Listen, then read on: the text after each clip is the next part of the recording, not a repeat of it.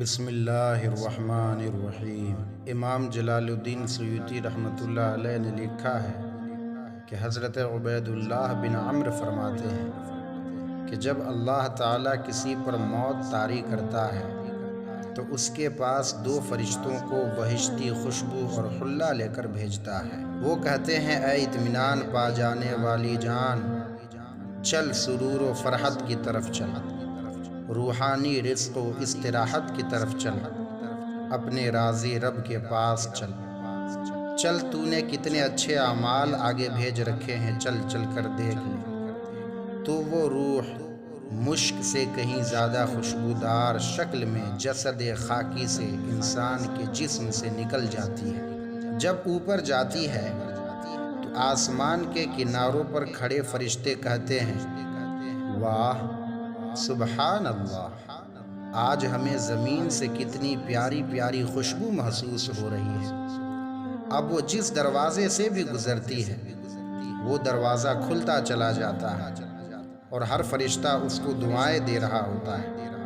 اسی طرح وہ فرشتوں کے ساتھ چلتے چلتے اللہ تبارک و تعالیٰ کی بارگاہ میں پہنچ جاتی ہے۔ فرشتے حق تعالیٰ کے آگے سجدہ میں گر کر عرض کرتے ہیں مولا، یہ تیرا فلاں بندہ ہے جس کی ہم نے روح قبض کر لی ہے اور اس کا تجھے پورا پورا علم بھی ہے۔ تو اللہ تعالیٰ فرماتا ہے اسے سجدہ کرنے کے لیے کہو، چنانچہ وہ روح سجدے میں گر پڑتی ہے۔ پھر حضرت میکائیل کو بلا کر کہا جاتا ہے اس روح کو مومنوں کی روح میں شامل کر لو اور قیامت کے دن تم سے اس کے بابت پوچھا جائے گا۔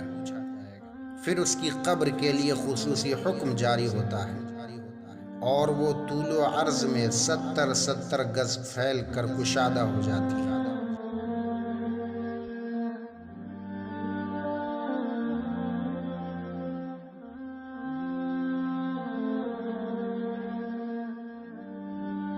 پھر اس میں ریشم و دیباج بچھایا جاتا ہے۔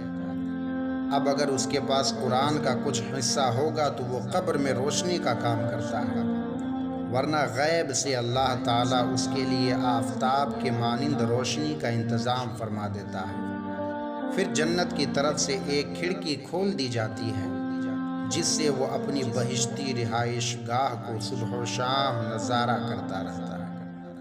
اللہ تعالیٰ ہماری بھی موت ایسے ہی نصیب فرمائے، آمین۔